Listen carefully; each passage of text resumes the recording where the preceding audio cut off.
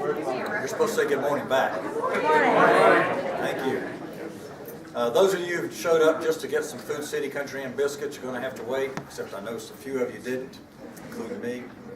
But we do have some very nice chow right after we get done making some announcements here. I love this event. Racks by the Tracks is so much fun. And some of you think it's just because I like to drink beer, which I do.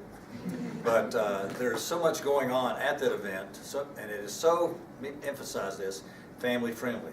It's not just for people who like to show up and enjoy tasting a good craft brew. There's a lot more going on at that event, and we're going to hear more about that here in just a minute. But it's very family friendly. Speaking from the Chamber of Commerce, by the way, my name is Miles Burdine. I work here at the Kingsport Chamber of Commerce, but speaking on their behalf, and behalf of the Kingsport Convention and Visitors Bureau, we love having this event because it brings 10 to 12,000 people to our downtown every year. Many of them are from the region, but many of them are from outside the region too.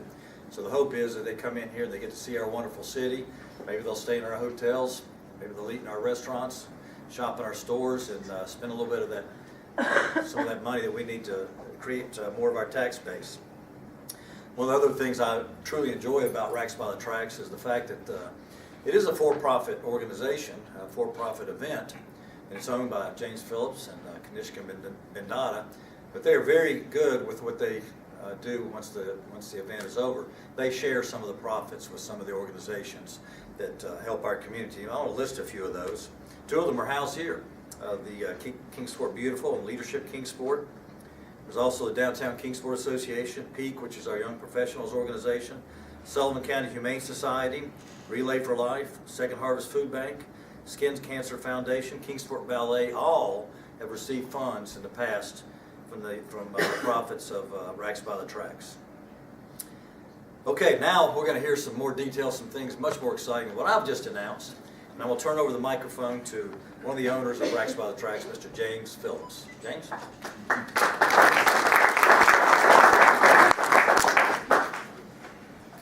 All right, as Miles said, thanks everybody for being here. One thing that we want to mention about Racks by the Tracks is, like Miles said, that there is so much going on. We view the festival as really having 5 key parts. Those are our road race in the morning, the SPF 5K and 10K, our barbecue competition where we have over 30 barbecue vendors throughout the day competing for different awards, our beer and wine tasting, and our all-day music, which we'll get to in just a second, and then our kids station. As Miles said, we're very family friendly, and so it's important to us to have the Leaping Lizards kids station there. One thing we want to point out is the most important thing we want to get across this year is that the festival, while events you need tickets for, the festival overall is free. It doesn't cost anything to come out and hang out on the festival grounds. You can try whatever barbecue you want. You just pay the menu prices, but there's no cost to just come out and come downtown and enjoy everything that's going on. And so, talked about those events. I want to break down a little bit each one of them. First of all, I want to mention the SPF 5K and 10K. The 10K was something new that we did last year. This race is presented by Dermatology Associates, and we could not have this race without their support. They do a great job, and we were just talking last night, we can't believe that this is the 4th year of this race. And in 4 years, we've gone over 500 runners already. We expect to surpass that and go over 600 this year. We've got some Couch to 5K programs going on that help support the race. So there's one in all 3 cities, Kingsport, Johnson City, Bristol, so we encourage everybody to try out one of those. And then what we do that's kind of unique with our race is because we have the 10K that starts at 9 o'clock in the morning, and then the 5K that goes after that, we have the Boss Hog Challenge, which is something unique to Racks by the Tracks, where you can run the 10K at 9 a.m., come back, depending on how fast you are, take about a 15-20 minute break, and then run the 5K race. We had over 50 people attempt to do that last year, and we expect that to grow this year. You get a special shirt just for doing it. It says that you survived the Boss Hog Challenge. It's got a neat little pig on it. But, so like I said, we had over 500 runners last year, and we definitely expect to surpass that this year. And the reason is because of how fast and flat our course is. the majority of the people that run our race set a PR, personal record, and that's because of how flat the downtown course is. It runs all through downtown, and so we encourage people to come out and give it a shot and try and set their PR. Next, we want to talk about the Cornhole Tournament. It's another event that we have at RACS. It starts at 2 p.m. We have a group that comes every year. They run cornhole tournaments all over the South, including the one at Bristol Motor Speedway. They do a really professional and good job, and we bring in people from all over the region just for the cornhole. And the team that actually won cornhole last year was they drove 4 hours to come to the festival and just to play in the cornhole tournament. So that was pretty neat for us. We were happy to have them there. Next, the barbecue. As I said, we have over 30 of the region's best barbecue vendors here, and then an additional 10 food vendors that come out. And the Cricket Wireless presents the barbecue awards, as they did last year, and they really generate a lot of excitement and enthusiasm between the teams. And it's, you know, a little competition, and it's all in fun. And we have awards and runner-up, and there's cash prizes for best ribs and all kinds of different categories. We've got some teams that take it very, very seriously. And what's neat about that, and a little bit different, it's not Kansas City judged or anything like that. Every person that comes to the festival, you don't have to pay or anything, you get a vote. So you try some barbecue from different places, you go over to the barbecue, and you can vote for your favorite, so everybody gets to vote. And we call that our People's Choice Awards. And the last thing I'll say for a few minutes is about the Kids Station.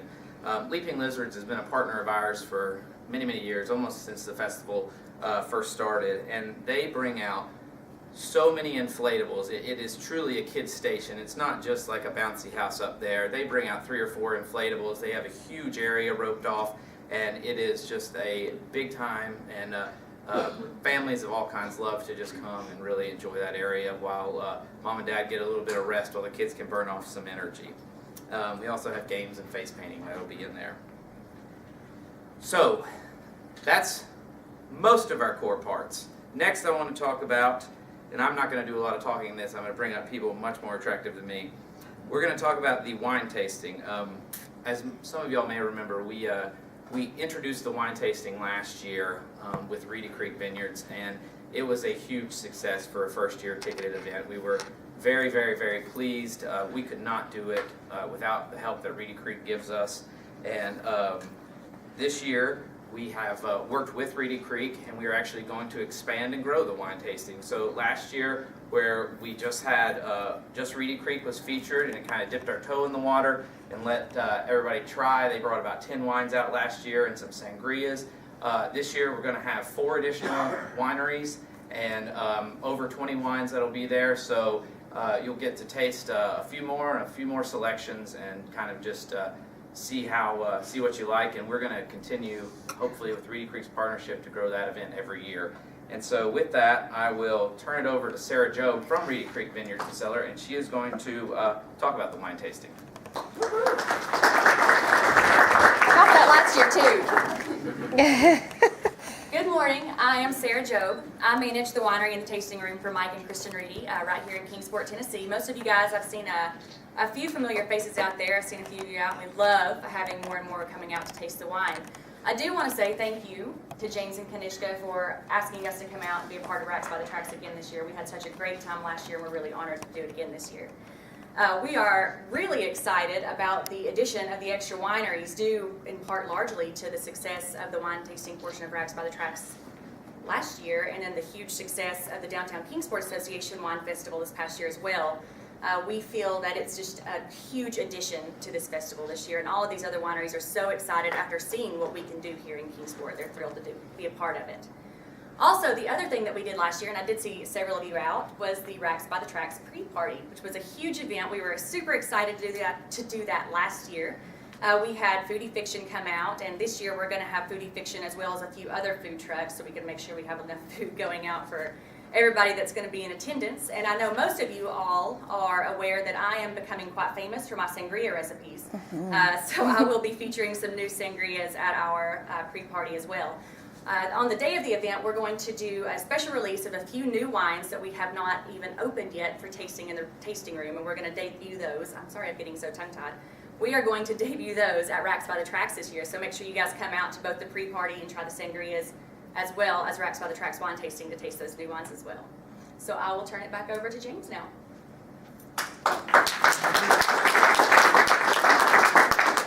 Thanks, Sarah. My wife can vouch for the sangrias. Next thing I want to talk about is our craft beer tasting event. About 5 years ago, this will be the 5th year, we really found the perfect craft beer tasting partner for our event. We have been working with Libation Station as the title sponsor for 5 years now, and Joe and Daniel do an amazing job at Libation and at our festival because they're great people with a great vision of what the craft beer industry was, is, and can be. And they're really, I know a little bit about craft beer, but there's nobody better to talk about it than the guys from Libation. So we're going to have Daniel come up and do a little bit of talking about the Libation and our craft beer tasting.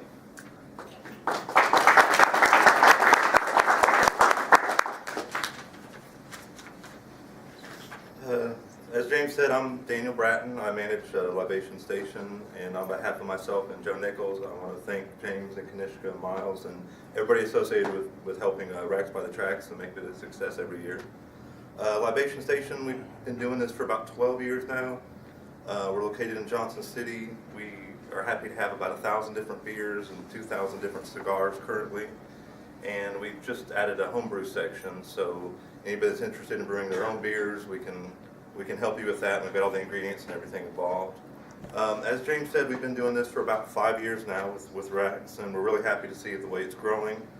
Craft beer in general has, this area we used to have maybe 3 years ago, 2 to 3 breweries in the regional area, that's including Virginia. We're approaching 8 now, and that's approaching 10 soon. So we're definitely in the right time now for craft beer, and it's really watching that explode. We're also happy to be a part of Racks because this was actually the first craft beer festival in our area, and they've been 10 years ago. Another thing that's cool about the beer festivals is actually being able to meet your brewmaster.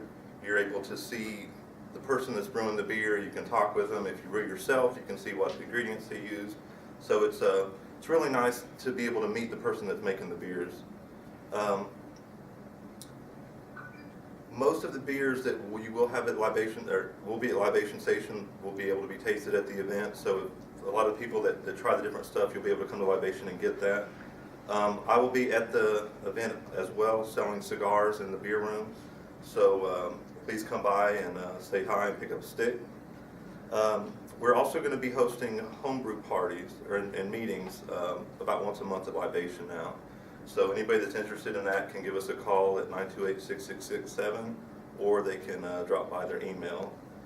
And in 2017, the laws are going to be changing, and this area is really going to explode. If we think craft beer is big now, once the laws change and we're able to sell the high gravity beers on our side, close to 100 breweries are going to be coming to Tennessee. They're going to be knocking on the door, and it's really, really exciting to be a part of the craft beer and the cigar scene right now. I look forward to seeing everybody at Racks, and I'm going to turn it back over to James. Thank you very much.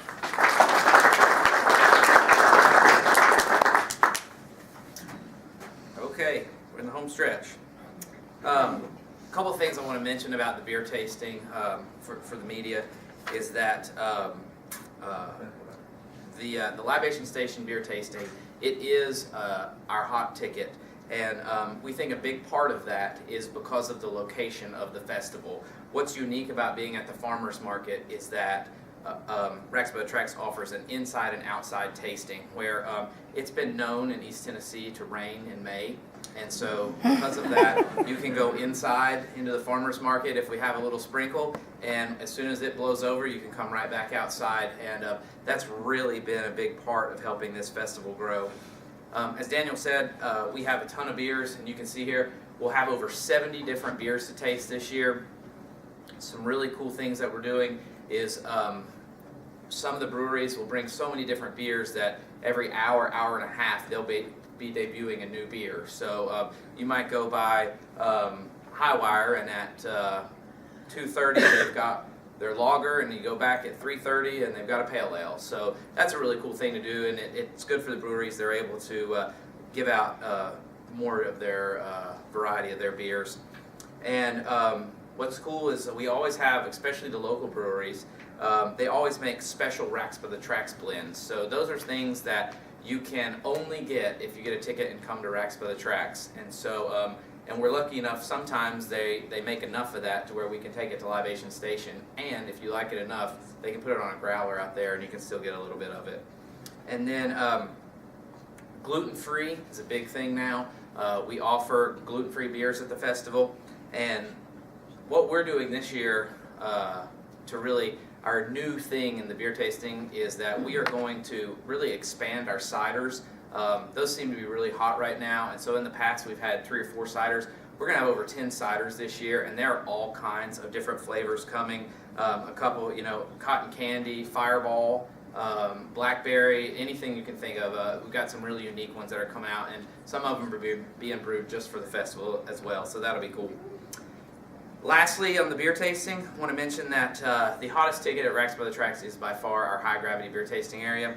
We debuted this ticket 3 years ago, and it sold out then, and it sells out each year faster. Last year the ticket sold out a month before the festival, so I'm not lying when I encourage you to get those tickets fast, because those definitely do sell out quickly, and there's only 500 of those, and we won't have any more after that. So, I think that might be everything, except for maybe the music lineup. So just to talk a little bit about the music, is that, just in case you're wondering, I'm getting ready to pull this if anybody needs photography. The music has become such a huge part of Racks by the Tracks.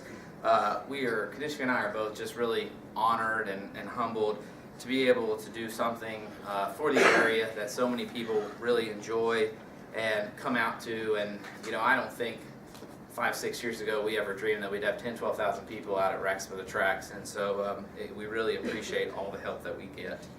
And we began working on this year's headliner about 1.5 years ago. It's always important for us to go one step better the year from the year before, and so we thought, let's start working early. So like I said, about 1.5 years ago we started working on this headliner. Before last year's festival even happened, we were already working on the 2016 headline artist, and it's one of those where we had an opportunity, and you just cross your fingers and hope that everything works out. And so in saying that, this year we are bringing in a group that has all the accolades, Grammy nominated, they played for a president, they've earned 7 gold, 3 platinum albums. If you have already heard who this year's headliner is, you probably heard it in the love song. You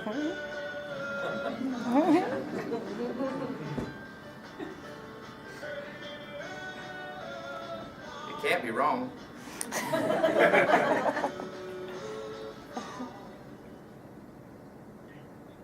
So this year we are excited to announce that we're having the Marshall Tucker Band at the festival, and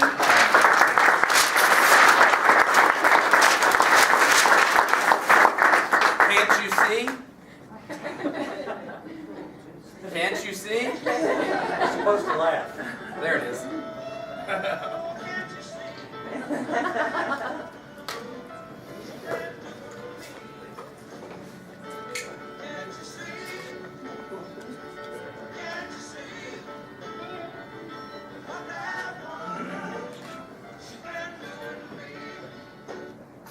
So, Marshall Tucker Band is still led today by founding member and lead singer Doug Gray. Their blend of rock, blues, and country has really helped establish the Southern rock genre. And as you heard, with hit singles like Heard It in a Love Song, Fire on the Mountain, Can't You See, Take the Highway, their music has also been featured in many movies and television shows, including Smokey and the Bandit, which is one of my personal favorites. And what's awesome about this band is they're still selling out shows for $40, and we're selling our tickets at Racks by the Tracks $10 advance purchase. When we started working on them, they were doing a show 2 hours from here, and it was sold out for $40, and we were able to bring them here for $10, and that's really just, we think, a great get for our community, and so we're excited to have them. And you can also probably see here I am really excited about. We've heard from a lot of people who come to the festival that they love all the parts of the festival. They love doing the different things, but really their favorite thing is when we have a band and they know the songs and they can sing along to them. So Kanishka and I started talking and we said, why not go out and get the band with the most sing-along anthems of maybe any band ever? So that's why we're bringing in this year the top Bon Jovi cover band in America. So we are really excited about that. The band's name is Wanted, the Bon Jovi tribute band, and so it's really a big get for us because these guys, their touring schedule is just like Bon Jovi's. I mean, they tour everywhere, and they've even headlined at House of Blues all over and at the Rock and Roll Hall of Fame. So that just shows how good they really are. That they'll be a really good show, and we've watched them. You kind of forget that you're not at a real Bon Jovi show for a second. And then also this year, to round out our lineup, is we have country singer and songwriter and GeorgiaCountry.com Artist of the Month, Lance Stinson. Lance has toured with Travis Tritt, Luke Bryan, and Brantley Gilbert, and he is coming back to the festival. He was here a few years ago, and he will be kicking everything off at noon. And then our final band is a band that has really developed quite a following in East Tennessee. Acoustifried is a band that can play anything from Waylon Jennings to REO Speedwagon, and this will be their first ever performance at Rex by the Tracks. So great to have them. And that is our music lineup for this year. So it should be a really good band. If that wasn't enough, we also have a really cool after party this year. In case you need some more things to do, we have want to announce that the official after party will be moving to Uncork.